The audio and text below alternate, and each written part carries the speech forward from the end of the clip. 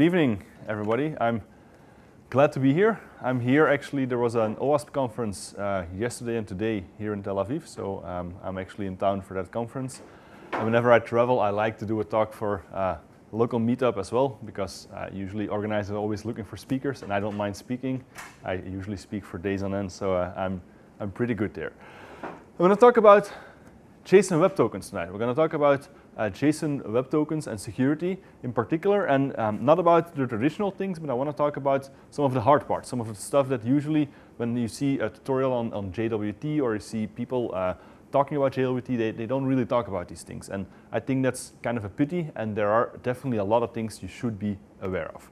Before we start, let me ask you a question. What do you know about JSON Web Tokens? Here's an example of a JSON Web Token at the bottom. What do you know about these things? Anyone? Holds claims. It is Yes. signed. It carries its own signature. Yeah. Signed container. Basically, you need to prove some data, if you need to prove some information, some claims. Yeah. And this is the go-to thing you. All right. Other things? I like that answer, especially the claims part. Yeah, that's good. What's the data you see here? What kind of format is that? It's 3 JSONs. Three. 2 JSONs and a Yeah, 2 JSONs and a signature, absolutely. In base64 encoding, for one. How do you use JSON Web Tokens? Where are they used? You get them and you send them. You get and you send them, yeah, sure. It's essentially, it's what you say. It's a way to represent claims in a secure way with a signature. How you use that is totally up to you. Many people have custom implementations, but they also have protocols built on JWT. For example, OpenID Connect, the protocol you use if you use the login with Google or with GitHub kind of thing, uses under the hood is going to use JWTs to represent information about your authentication to the party you're authenticating to. So that's essentially a very good introduction. Those are the basics of what's happening. Let's talk about some of the aspects. Let's start easy. Here's a decomposed JSON Web Token. So you can see the 2 JSONs that you mentioned. Is this a valid JWT token? Yes or no? What do you think? Well, the algorithm is none. So Yes. So it's not signed. that is a correct observation. The algorithm here is none. So it is indeed here. It's not signed. But is it valid? Yes or no? Yes, it actually is valid. Very good. This is in the spec, allowed by the spec. The spec says like you can have a signature that's missing, none. That's totally fine. When people implemented JWT libraries a couple of years ago, about 5 years ago, they actually followed the spec. And they said like, oh, if none, then we don't check an algorithm. We simply take the claims that you had in the body, in the payload of the JWT token, and we return them, because that's what we're supposed to be doing. Of course, somebody figured this out like, hey, this is probably not the best idea, because me as an attacker, I can just generate any JWT I want with any content. I don't even have to provide a signature. And a service that has this standard library will accept that JWT token. So if you're using them for something sensitive like authentication, identity information, I can simply give you a fraudulent identity token, and your service is very likely to accept that. This is something that happened in a lot of libraries. Actually, today, if you go to the JWT.io, JWT.io website, where they have an overview of all the libraries that support JWT, there is still a warning there, like, watch out, in 2015 we discovered this major problem, and you should probably update your libraries to prevent those things from happening. There was a second problem, where there was some confusion between symmetric and asymmetric signatures that also allowed an attacker to craft arbitrary tokens with arbitrary claims, and they would be accepted by a backend using these libraries. So that's essentially an example of how tricky it is to use JWTs. This is something that was introduced like 5-6 years ago, and we have run into some major problems. These are implementation problems. So these are not necessarily things a developer does wrong, but it's mainly a library problem. But nonetheless, your applications would have been vulnerable if you were using these libraries. This is just to set the scene. I'm going to talk about a few other things in the remainder of this presentation. First, a small word about myself. I'm Philippe De Ryck. I'm from Belgium. Like I said, I'm in town for the OWASP conference, and I'm doing another talk here. I've been nicely introduced. I'm a Google developer expert, which means I'm not employed by Google, just a recognition by Google for the work I've been doing for the community to spread knowledge about security. My main activity today is I run Pragmatic Web Security, which is a company. It's based in Belgium, but that doesn't matter much because I travel the world to teach developers about secure software. So I essentially have training courses I teach at companies. I'll be back in town in a month to teach one of the tech companies here in Tel Aviv about secure coding, all aspects of web security, essentially. That's what I do, and I kind of like what I do. That's also why I don't mind presenting. I do that for days in a training. So let's go on with JSON Web Tokens. I'm not going to talk about how you use them to represent authorization states. There's a whole discussion going on whether you can actually do that or not, and some people say like, yeah, that's fine, and other people are like, are you crazy, don't do that. I'm not going to talk about that, so I'm just going to use a simple claims example. We're going to talk about this part here. We're going to talk about the signature. We're going to talk about what it means to have the signature. What you probably know about the signature, it's important. The signature is generated over this header and the payload. And the signature is generated by the one who issues the JWT. He generates, that service generates that signature and sends it along in the JWT token. And whenever you change something here, the signature, when somebody verifies that signature, they will detect that something has been changed and they will reject the token. That's the whole point. It's to represent claims securely. These are your claims to represent securely. This is some metadata, and the signature is essentially your tamper detection mechanism. The moment I change this roles claim and I add like admin there, the signature will no longer be valid, and the service accepting that JWT will say like, no, that's not good, I'm not going to do that. How does this work? Well, the very simple mechanism to do that is called an HMAC. And an HMAC works as follows. So you have the data. That's essentially the header and the payload of your JWT token, and you're going to push that through a signing algorithm. There's an HMAC function in the crypto library. The library you use for handling JWTs will do that for you. You give it a secret key, and out comes this HMAC. And that HMAC is essentially the blue part you saw on the previous slide, and that will be added as a third part of the JWT and will be sent to the client along with the rest. When you get this back, you'll have to verify the validity. When you get a JWT token, you get the data and the signature, and you have to verify, is this indeed a valid JWT token, yes or no? What you're going to do, or what the library is going to do for you if you call the verify function, it's going to recalculate that signature, and it's going to compare that to the original signature attached to the JWT token. And if they match, you know that the data was the same as the data that had been signed before. All good. If they don't match, something has changed. Something as input to this algorithm here has changed. It's not going to be your key, so it must be the data. You don't care whether it's a single white space or 15 megabytes of additional data. We don't care about that. If it doesn't match, and we reject that token. And that is a very simple mechanism of doing that.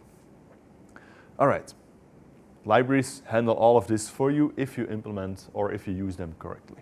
What are some of the problems with this mechanism? So if you look at this setup again, what are some of the problems with this scheme? Why is this maybe not very useful in most cases? Very correct, sir. Both services, in this case, would need to know the secret key. And why is that such a big problem? Sure. In the real world, this might be different services controlled by different parties. And this is a problem because it's the same key used to generate signatures and to verify signatures. Meaning if you set up this scheme and you have a partner and they want to verify your JWTs and they're like, hey man, just give me your secret so I can verify whether this is valid, and you give it to them, they're going to be very happy because they can verify your JWTs, but they can generate arbitrary JWTs there as well. So you should never share your key. One thing to remember. But there's other problems. Because this is a secret key, it's essentially a string. It's called a key, but it's actually just a string. And usually it's a silly string. If you look, let's go back a slide so I can show you. This is the secret string here. And in my case, it's super secret HMAC key, which is probably not the best secret to use as input for your HMAC algorithm, especially not if you put this on PowerPoint slides and show them to everybody who wants to listen. So this is definitely a problem, and because of that, people have started attacking that. So you find attacks in the wild where people take a JWT from a service and they simply start brute forcing the key. Why not? It's simply a string, and if the string is not very long and the string is predictable, they can eventually find the string you have used to generate the JWTs, and the moment they have that, they can start generating arbitrary tokens, which is a very big problem. This is an attack that is often observed in the wild, especially if you have weak secrets for your HMAC function. This is actually a known problem. This is something they envisioned from the start. They know this is a problem in crypto use, and they actually have, there is advice out there in the spec saying you should pay attention to your key size. You should have a key that's at least as long as the output of the hash used in the HMAC. So for JWTs, this is going to be SHA-256 that's being used by default. So your key should at least be 256 bits, but longer is better, of course. And don't publish it in a repo, don't publish it in the code base, just keep it somewhere secret that no one else can get a hold of. Just one other example of a problem with this HMACs. Your colleague, friend, random attendee of the meetup, whatever, has a very, very good point. You don't want to start sharing that key between services. But what if I want to validate a JWT from someone else? What if I have a Google login scenario and I get a token from Google and I want to check whether it's valid or not? Well, that's where you use a second signature scheme. JWTs support HMACs and they also support asymmetric signatures. And they work like this. So you have your data and you're going to generate the signature using a private key. You're going to use, again, a cryptographic function for that. It uses RSA under the hood. There's some other algorithm support as well, but you don't have to worry about that. You simply call the function and out comes this signature, which is attached to the JWT and sent to the client. And this is where it becomes interesting. When you get this back, to verify the signature, you're going to use the library function again, verify signature, and it's going to ask a key as input, but a public key. And it's going to give you a Boolean result, true or false, saying either the message is the same as the one that has been signed, or something is wrong, meaning the data might be different going in here, or the public key may not be a valid public key to verify the signature. And this is a much stronger mechanism. It's more complicated to set up. It's not simply adding a string. It's a bit messy to deal with public-private keys, to generate them, to store them, to distribute them, and the whole point. And I'm going to talk about that in a lot more detail in the rest of the slide. Key property here. Generating signatures is done with a private key. The word kind of implies you want to keep that thing private. If you ask Google, like, hey, can I get your private key? I'm pretty sure they're not going to respond to your email. It doesn't work like that. Public key is, like the word says, supposed to be public.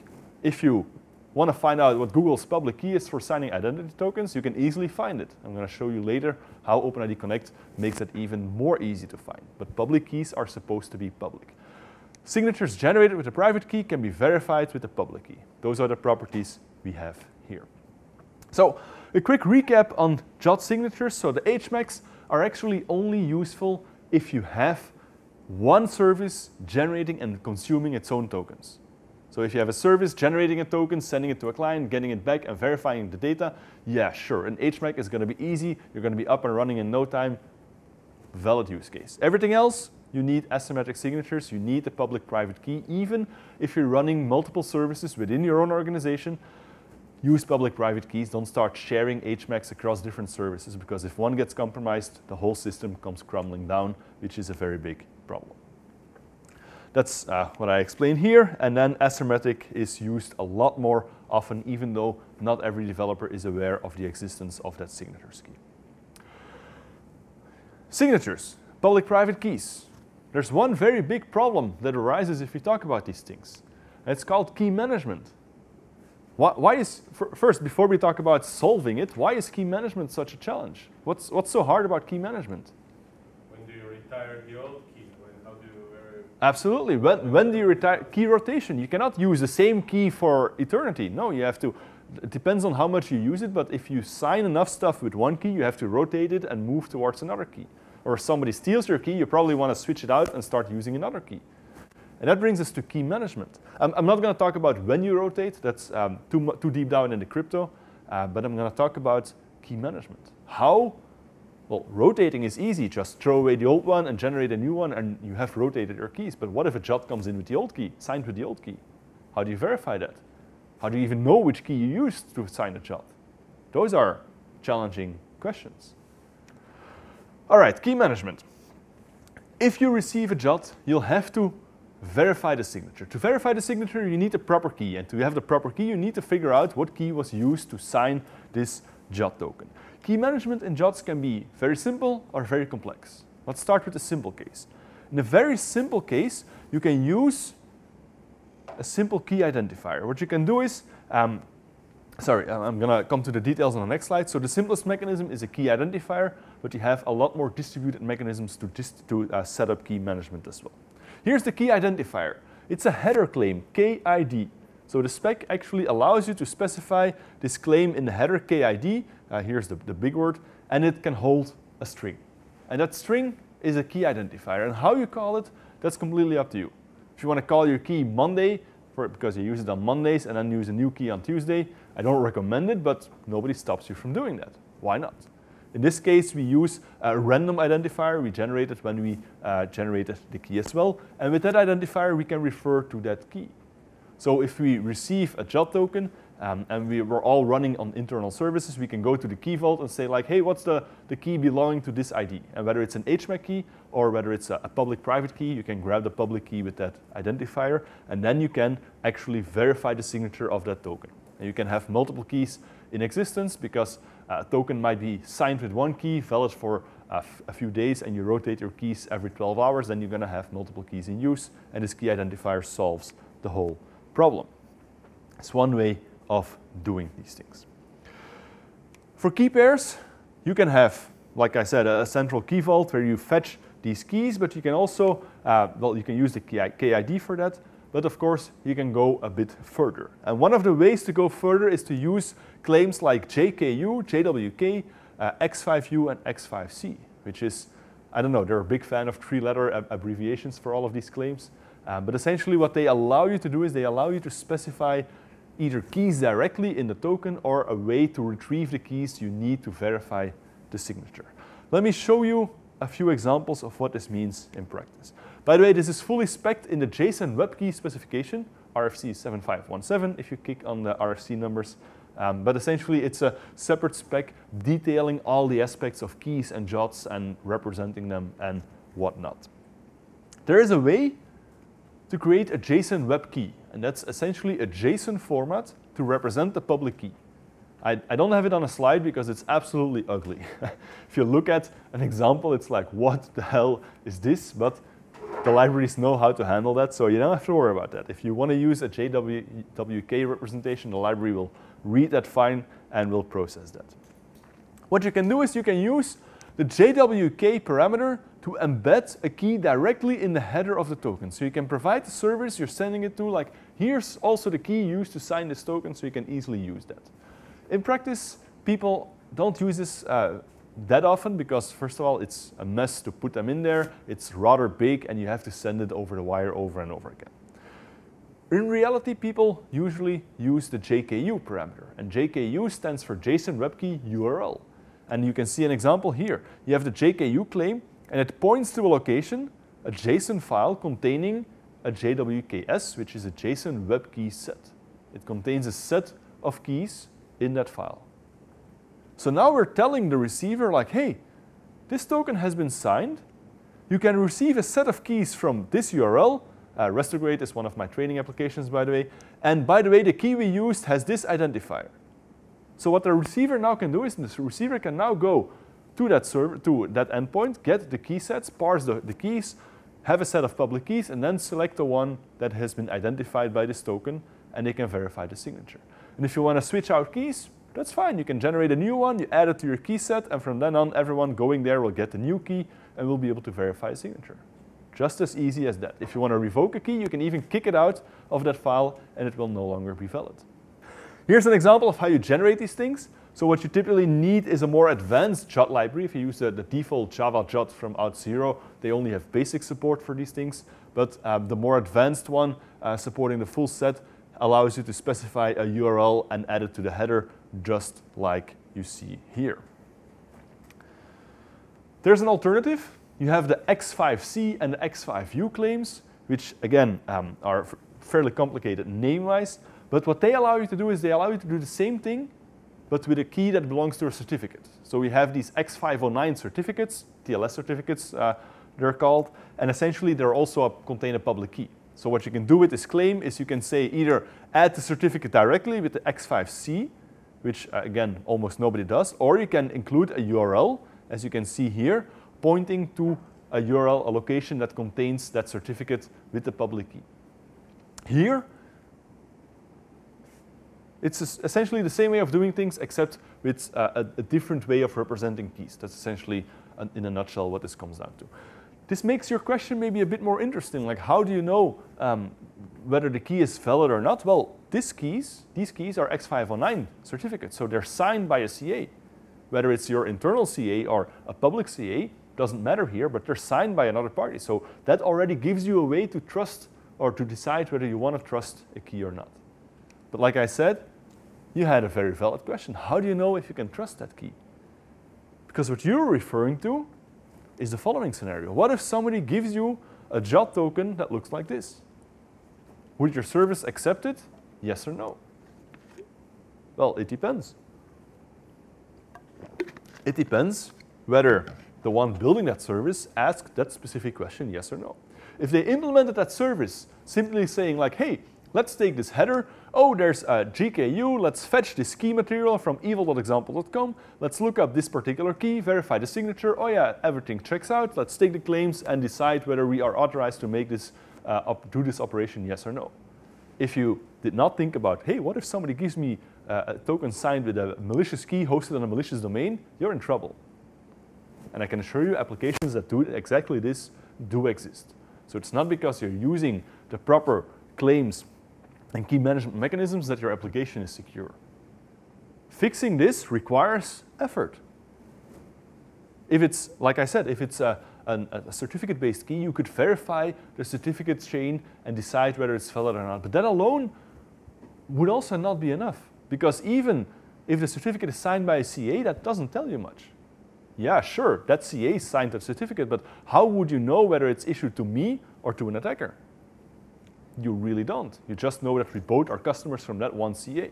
So even there, you would have to validate individual keys or the locations where you fetch the keys from. So that's absolutely crucial to prevent mistakes in your application. So what you can do is you can check keys using their fingerprints. So a public key always has a fingerprint, like a short representation unique to that specific key.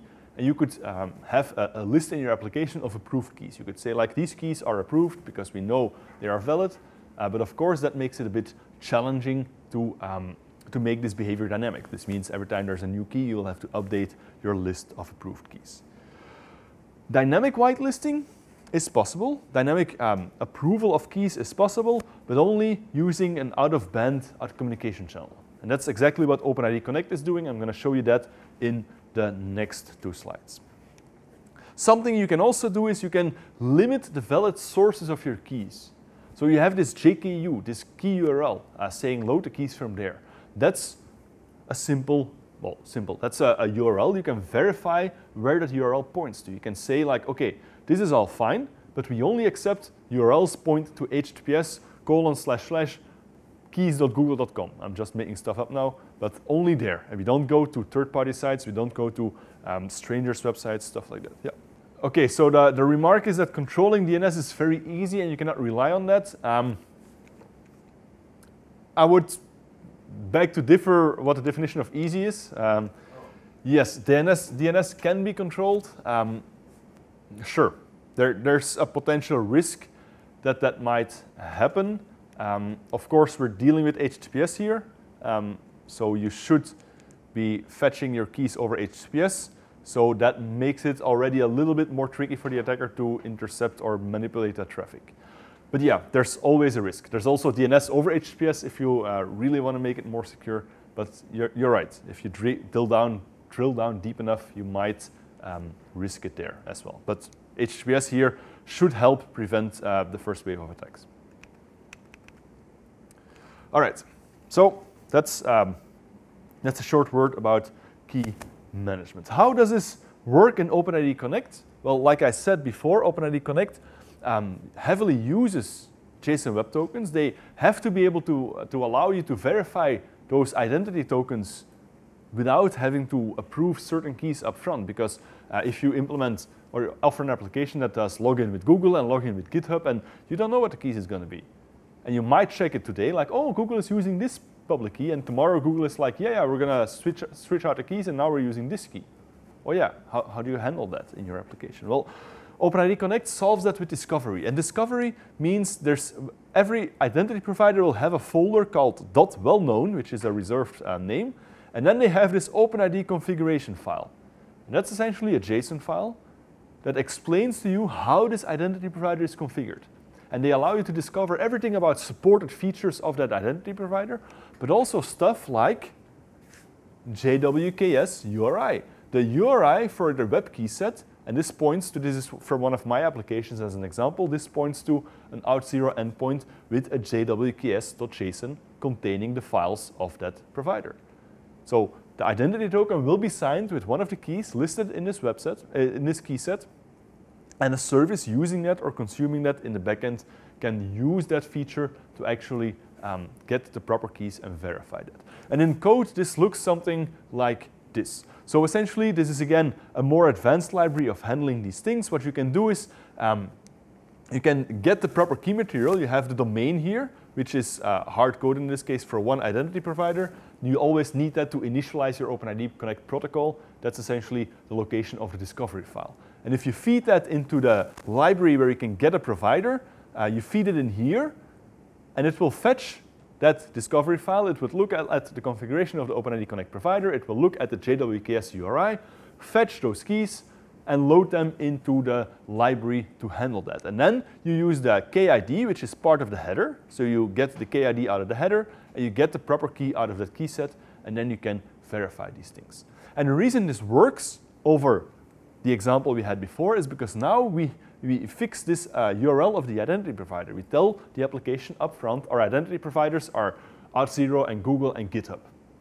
You can fetch all of their configuration files, fetch all of their keys, and can start verifying the tokens that they issue. And then, of course, after you have verified the signature, the proper way, so you can see we generate an RSA public key.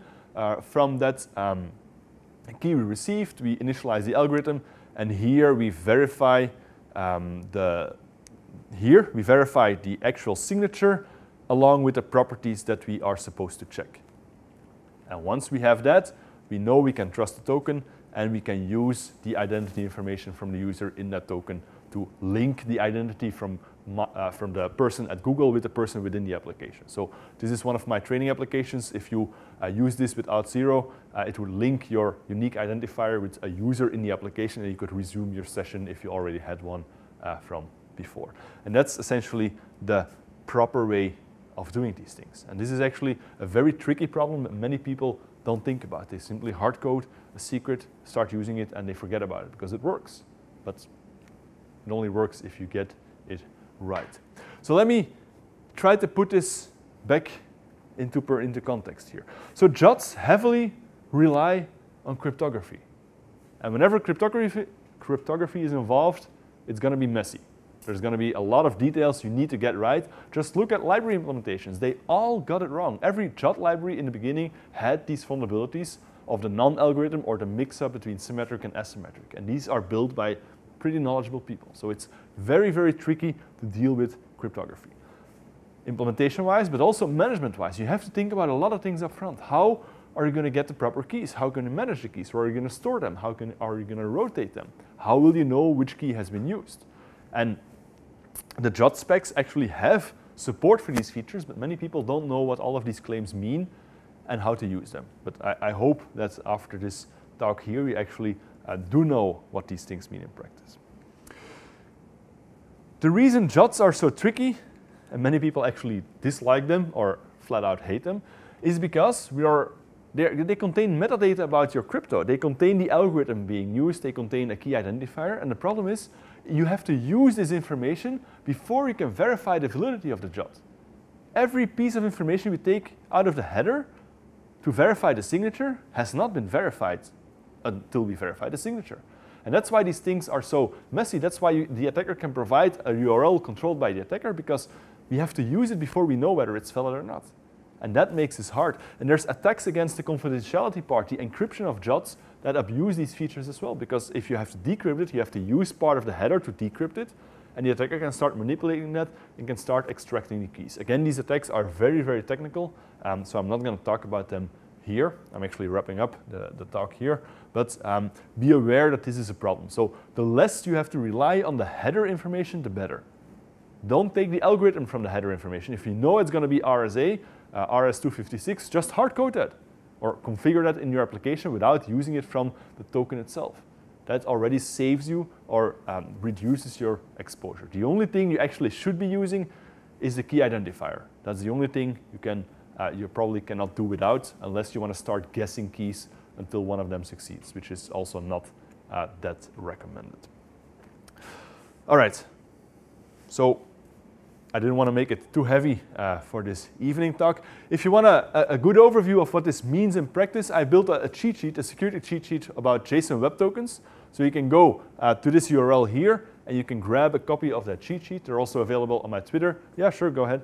And it actually gives you a checklist of all of these things that might go wrong and that you should be watching out for when you're implementing JSON Web Tokens. There's also one about Angular applications. If you're doing Angular, that might be interesting for you as well.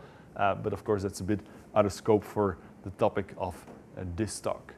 So I know I maybe went through it rather quickly. We saw some more complex aspects. Are there any questions about these things? Anything you still want to see answered? So the question is, is there a level of trust you can have in these systems? And do some systems need more secure solutions than others? Honestly, from my experience, it doesn't matter too much in the sense that JWTs by themselves are not insecure. Yes, we have had some implementation issues, for sure, and we have some misuses, but you have the same in the XML world. And that's a small part about this is very frustrating because a lot of the vulnerabilities, we saw them and we had them in the XML world. And then people are doing the same thing with JSON now, and they're making the same mistakes because they're different people and there's no like lessons learned that they can take and apply. Is this good to use? Yes, I think it is because many protocols actually build on that. We have OpenID Connect and OAuth. They both use JSON Web Tokens to represent claims. In Europe, you have the open banking APIs now. Ph.D. 2 requires banks to have an open API, and what they use for an authorization framework is OAuth under the hood. So I haven't checked the details, but I'm fairly confident that they will also be using JSON Web Tokens, and that's the financial world. So are they secure enough? If you implement them correctly, yes. I don't think there's that big of an issue to represent the claims in that way. The bigger question in those cases might be, how do you use the claims? What are you using the JWT for? Is it to simply represent a set of claims, or is it to track or to push state to the client? Because if you're doing that, things might get tricky again. If you're putting sensitive information there, personal identifiable data, you probably want to encrypt that JWT before you push it to a client application because it's going to be stored on the client one way or another, and that sensitive information will remain there for a long time. So I think these things matter more or are the real questions, and I think the technology of JWTs is definitely good enough to use in all of these cases. It depends what you put in there. If the claims you're storing in your token are not sensitive if somebody would read them, then it doesn't matter. So the confidentiality, the encrypting would help against unauthorized reading of the content. The data, the tamper-proof, tamper protection is actually your signature. So if you want to detect changes of the data when it comes back, the signature suffices. If you put, I was talking with somebody before the talk, and they said like, yeah, we just put a random identifier in a JWT, and we use a signature as kind of an authentication mechanism where it comes from the proper service by verifying that with a public key, then you don't need encryption because it's random stuff anyway. If you put stuff in there that you say like, yes, this is data, but it's not personal data from a user, it doesn't have any privacy impact if somebody would read this, then I would stay away from encryption because encrypting JWTs is again a fairly complicated topic, and getting that right is definitely not easy. However, if you are putting stuff in there, if you are putting sensitive information in there, I would first of all check whether you actually need to expose that information. But if it's a valid use case and if you decide that you actually want to keep that in a JWT on the client, then yes, I think encryption is important. To give you an idea, OpenID Connect by default does not encrypt the JWTs, but the spec, the protocol, has configuration options where you can require or request that the data is encrypted by the provider. But I haven't seen any implementations using that in practice. Yeah, that's a very good remark. If you encrypt a JWT, Well, I would say that a client usually shouldn't rely on the data in a JWT anyway, but if you encrypt it, the client will not be able to read it, because the moment you push your key to the client, you're making a very, very big mistake. So no, in the case of encrypted tokens, only the receiver will be able to actually read the data in there. So that might be something to consider there as well. It depends on the scenario. If you are building a service where you want third-party services to verify tokens you have issued, let's say you're building an identity provider like Google does, and you want other applications to be able to verify your JWTs, then yes, publishing your keys is the best way to go, preferably through a configurable mechanism like OpenID Connect, but otherwise just having the key URL is fine. If you're building internal services, if you're building an application, an enterprise set of applications, and they all use JWTs issued by one service internally, I wouldn't publish your keys if nobody needs to use them. Then I would highly recommend to use a key vault internally where your applications can fetch the keys using the key ID. There you don't need the whole URL setup. The URL setup is usually, or is mainly useful in a distributed scenario where one party issues JWTs that other parties have to verify. Then the URL is a very easy way to get that key material and get the proper key to verify those JWTs. No, in a dedicated key vault. So the best place to store the keys is a dedicated key vault. There's services like HashiCorp has Vault, it's called. Those things are designed to store secrets and to manage secrets, and you can assign permissions on which applications can get access to what secrets. So that's the proper way of doing things. There's the most popular one is HashiCorp Vault. There's implementations, for example, Spring has an implementation that connects to that mechanism to retrieve keys whenever they're needed. Thanks for listening. I guess we have a short break, so if you have any more questions that you don't want on the record, we can discuss those during the break. All right, thank you.